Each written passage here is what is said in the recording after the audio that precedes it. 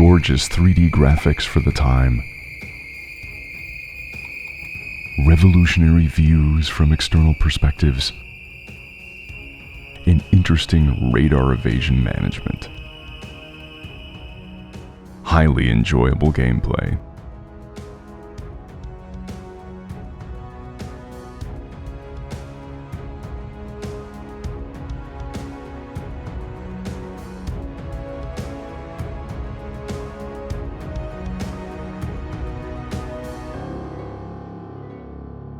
F-19 stealth fighter transports players into the cockpit of an ultra-modern aircraft, shrouded in mystery and cutting-edge technology.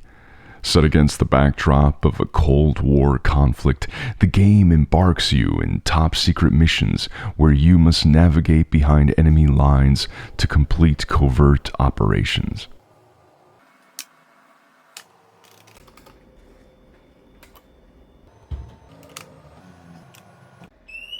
In 1988, F-19 stealth fighter offered things no other flight sim did.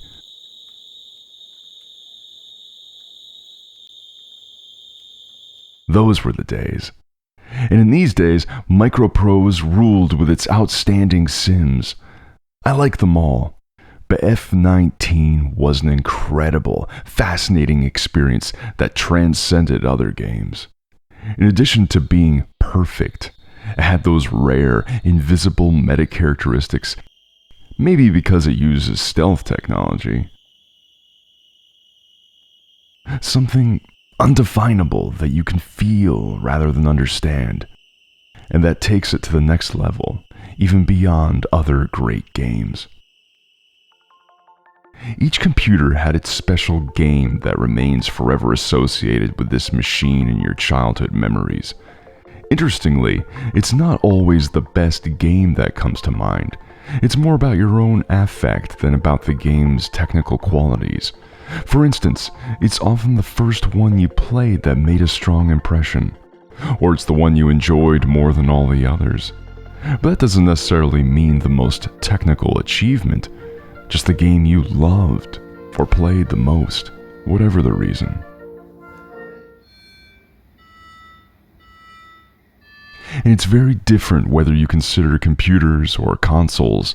Unlike consoles, computers were not dedicated to gaming only, so they were less subject to the global effect of mega hits, games that were extensively advertised for and pushed by the console manufacturer. So if you had to name just one title that defined a console system, some choices seem rather obvious, like Super Mario on the Nintendo or Sonic on the Sega. But when it comes to computers, the answers are less universal. Everyone has their own idea. There is no common choice. And that's what makes things interesting, because computers also offer much more varied game types than consoles. Simulation, strategy, RPG, and so on.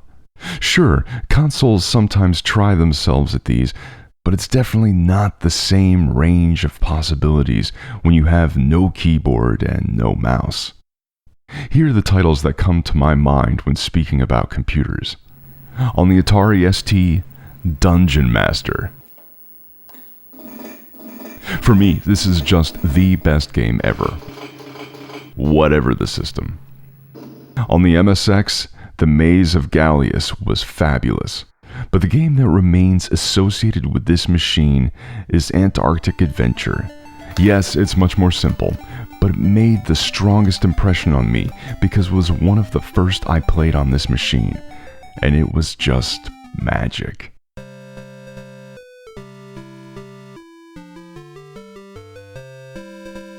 Now, when it comes to PC-DOS games, the choice is not so straightforward.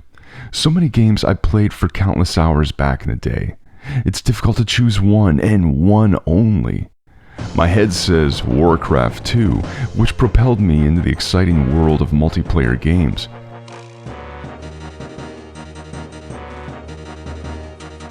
But my guts say F-19 Stealth Fighter. You know what they say, first love remains the one you remember. To make it short, This game was the first one I played extensively, for months on end. You don't forget things like that, even if there are other games you play more in the future. Back in the day, I played F-19 on our Amstrad PC, the model you see here. But since it needs repair, I've recreated a similar experience here with this IBM PS2, since it has the same characteristics. A 286 CPU at 10 MHz, 1 MB of RAM, a 12-inch VGA display, and the PC speaker for sound, so that the game runs exactly the same on this machine as on the Amstrad. Even before launching the game, the huge and heavy box tells you a lot about what's to come. First of all, it's beautiful. I like this choice of magenta colors and the F-19 stylish look of secret and hidden power. The manual alone is almost worth the price of this game. It's not the usual booklet that used to come with big box games. Rather, it's a full-size, comprehensive book with all you need to operate the stealth fighter. Flying controls, tactics and strategy, friendly and enemy aircraft specifications along with their armament. It could hardly be more extensive.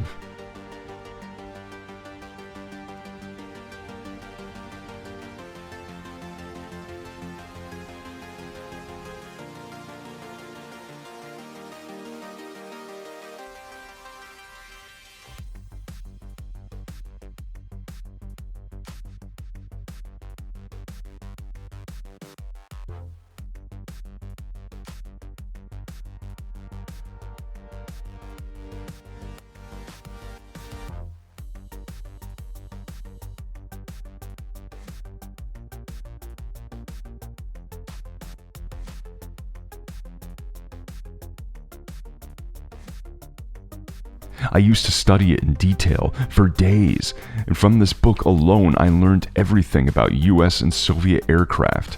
F-14, F-15, MiG-29, MiG-31, Su-27, just name it.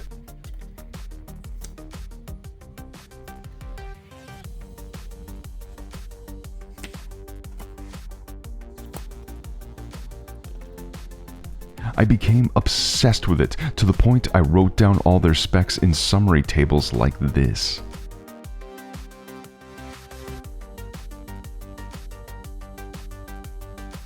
The technical supplement is also very useful as it summarizes all necessary commands and controls.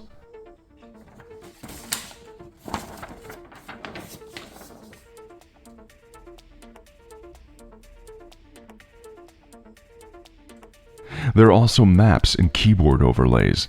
The latter were designed to help you master the many keys to control your aircraft and view it from different angles.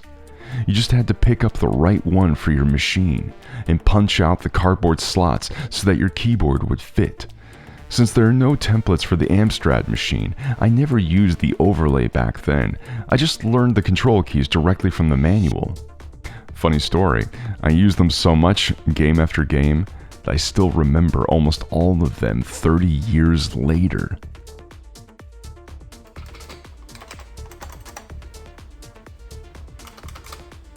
This eye for detail in packaging their products was Microprose's signature.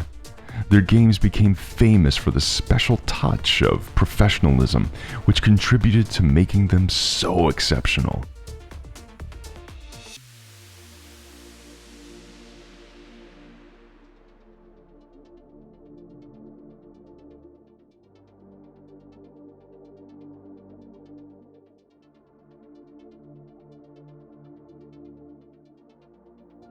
Here's a short story that proves I was obsessed with this game, as I was 15 and running it on my dad's PC.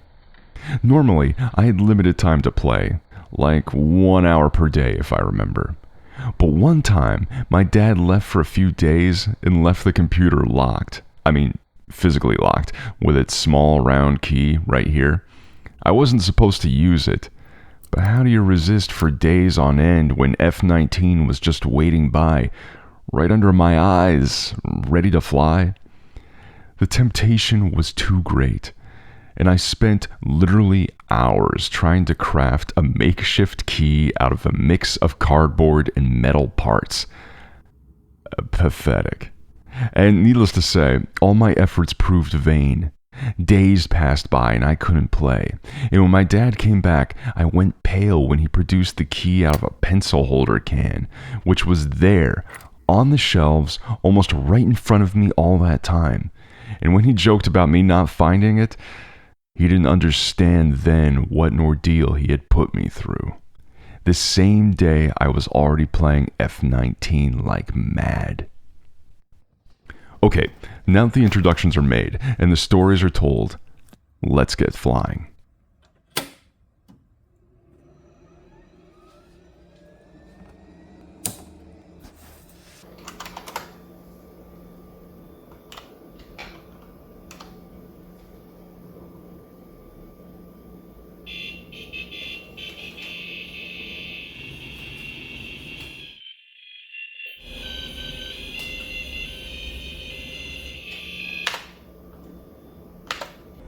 After the short but efficient intro, there's the copy protection screen, where you need to identify the correct aircraft. Child's play.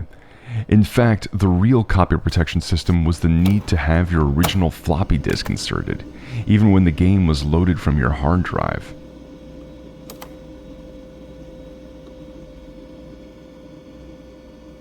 After choosing your name from the pilot roster, which kept track of your career, you could select the proper theater of operations: Libya, the Persian Gulf, North Cape, or Central Europe. Then you select different levels of realism and difficulty, after which you're taken to the briefing room for your mission. These can include aircraft target or ground installations. They also vary depending on the rules of engagement. If it's the Cold War, you might have to spy deep in enemy territory, deliver or pick up supplies, and above all, you'll need to remain secret and silent. It's absolutely critical that you're not detected on radars, because you're officially not supposed to go where you are going. Here, your stealth abilities take all their meaning.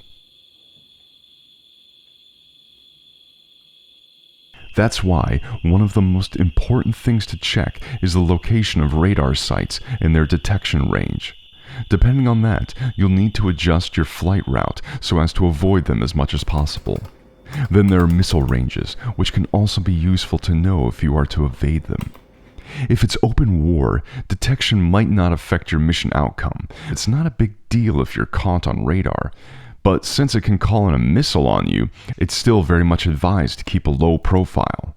Because your F-19, for all its cutting-edge technology, is not excelling by other aircraft standards. It's not the fastest nor the mightiest of all. Its principal power remains secrecy. As a reviewer pointed out when the game was released, the stealth flies like a Skodka and steers like a truck when compared to all the MiG-29s waiting out there. So be advised. Limited or full war missions include taking down radar sites, bridges, tank farms, intercept enemy transports, and so on. Last thing before taking off, the 4 weapon bays of the F-19 need to be filled up, and here again the program's score is highly. Virtually every missile and bomb you could wish for at this time is available.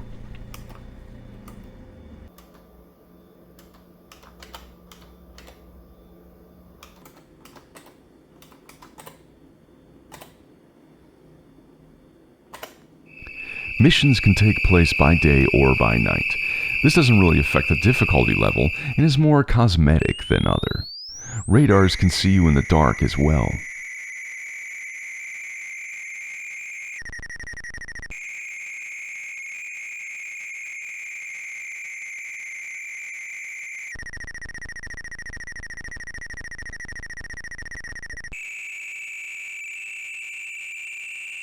You can take off from land bases or aircraft carriers.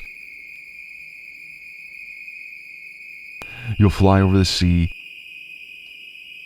the desert of the Middle East,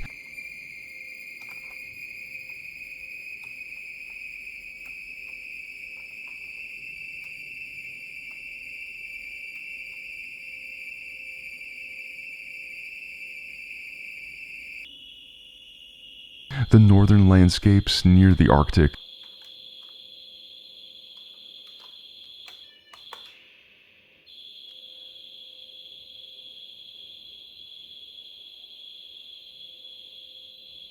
or the plains of Eastern Europe.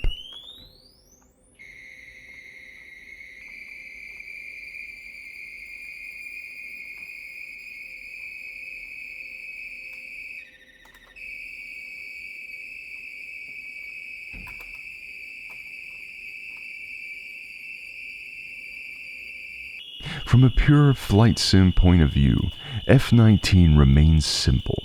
It's obviously not its best asset, but it excels in the challenge it offers you in mastering the techniques of radar invisibility. Yes, because unlike most other flight sims, the F-19 pilot needs to concentrate on remaining undetected until the target is reached, and then become invisible again after leaving the area.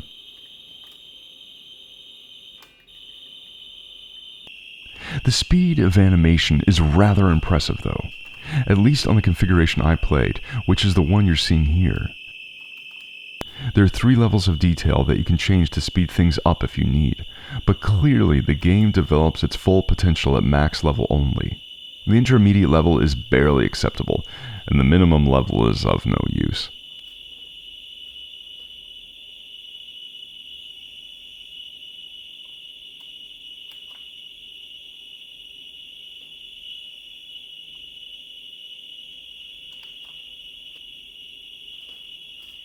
I tried it on my working Amstrad PC 1640 with an 8086 processor. And here the animation is significantly slower, as you can see. But it kind of remains playable. It's not a complete disaster.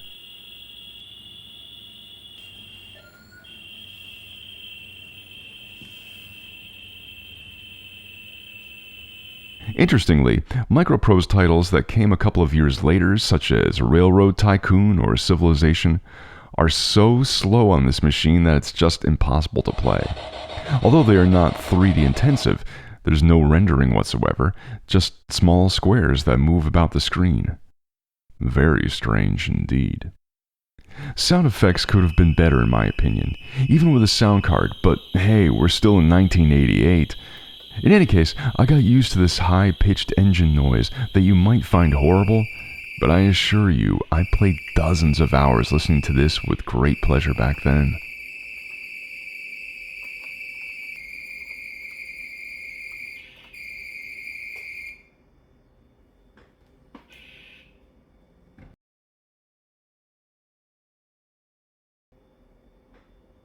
Beyond its stunning visuals, what truly sets F-19 Stealth Fighter apart is its emphasis on tactical gameplay.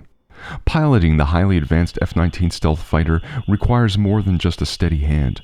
Players must think like real-world pilots, analyzing the radar, planning routes, and managing the resources effectively. Every mission in the game poses unique challenges, necessitating strategic decision-making and adaptability.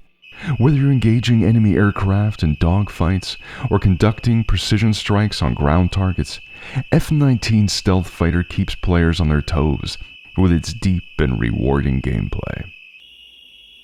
Among the various instruments in your cockpit, one of the most important is the central display with its vertical bars. Each one represents a radar beam, and if it crosses your detection threshold, materialized by the red area, that means it's spotted you. So you need to constantly keep an eye on this to make sure your profile stays as low as possible. The challenge is to achieve for as long as possible during your mission, and this depends on many factors. Altitude, speed, maneuvers, almost anything you can do can affect your detection profile. Flying low and slow is mandatory to ensure at least some protection. But as soon as you point your ears out, you're immediately prone to detection, especially if you're facing experienced opponents. And if you open your weapon door bays to fire, or if you turn on electronic countermeasures, you might as well shout, "I'm here," to the enemy's face. Terrain objects are extremely varied and well made for a game from the 1980s.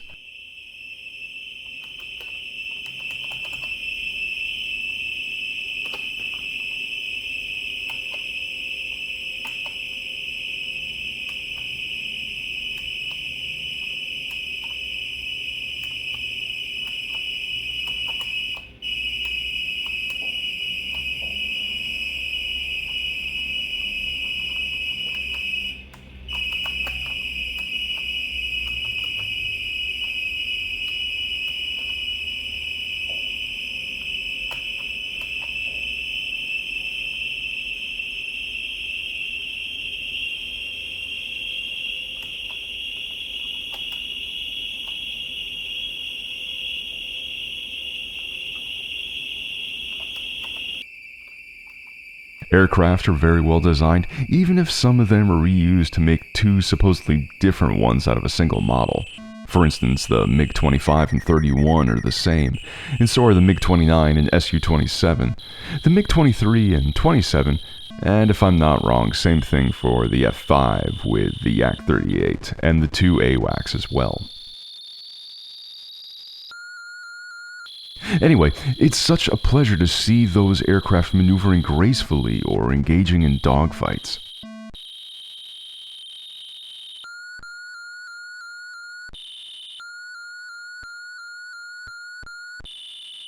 The external view system is another asset of this game.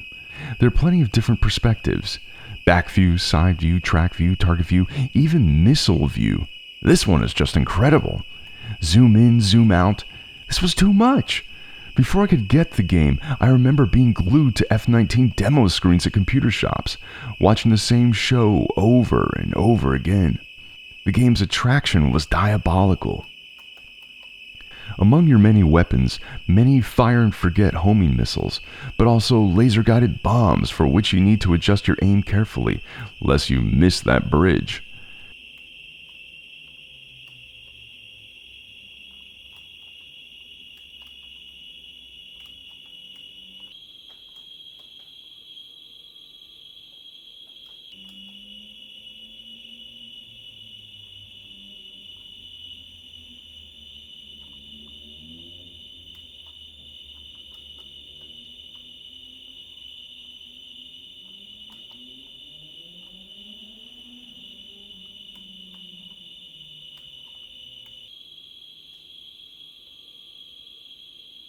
The landing sequences are well made, and easy in general, unless you've taken in damage to your flight controls.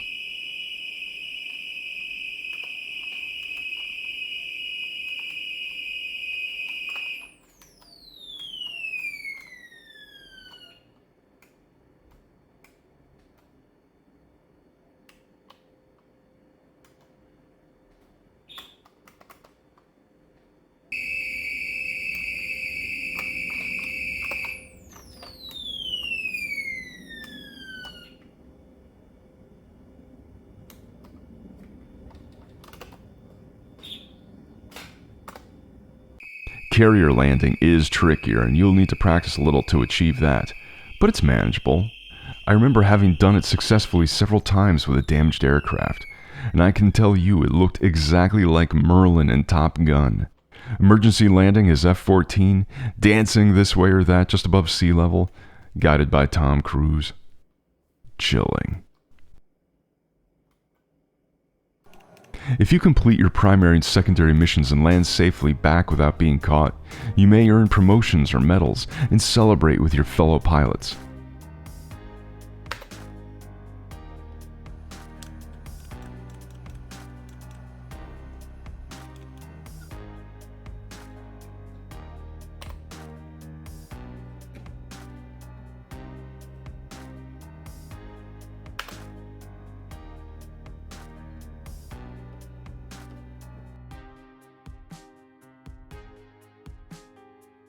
But if you create a diplomatic incident, you'll end up drinking alone miserably. When I played the game at the turn of the 80s into the 90s, the Soviet Union was still around. I remember asking myself what the Russians would think of that game. It'd be interesting to know. And I got my answer, because that same year we were on a trip to Moscow, and I actually saw F-19 running on a PC inside an electronics shop. There were plenty of people, and an employee of the shop was playing the game as a demonstration. He was quite bad at it. When I offered to help him with some tips, he had the usual Soviet employee reaction to consumer solicitations, pure disdain. He just ignored me and muted concentration, but for all his efforts, he was not doing well with the game. It was an interesting experience. So obviously, Russians in the USSR thought this was a great game from America, no matter who were the good and the bad guys. F-19 Stealth Fighter is more than just a game. It's an unforgettable experience that has left an indelible mark on the history of gaming. Its combination of cutting-edge technology, strategic depth, and lasting legacy make it a true masterpiece. Decades after its release, the game stands tall as a testimony to the power of imagination and the endless possibilities that gaming can offer. The sense of nostalgia it evokes is unparalleled, as it reminds players of a simpler time when imagination soared through the skies and gaming experiences were defined by innovation and creativity. As mentioned by a reviewer of that time, F-19 Stealth Fighter has class written all over it. The graphics are pretty good, if not quite as glossy as the recent competition, though they are fast and the round-the-plane views are excellent. For those who just wanted to have some fun with glossy graphics and shoot at will all around, there were games like F-29 Retaliator by Ocean that came out that year. On the other hand, if you want a superb, sophisticated, enjoyable, complex, and action-packed simulation, then you want a copy of F-19. A sim from the people who really know about sims.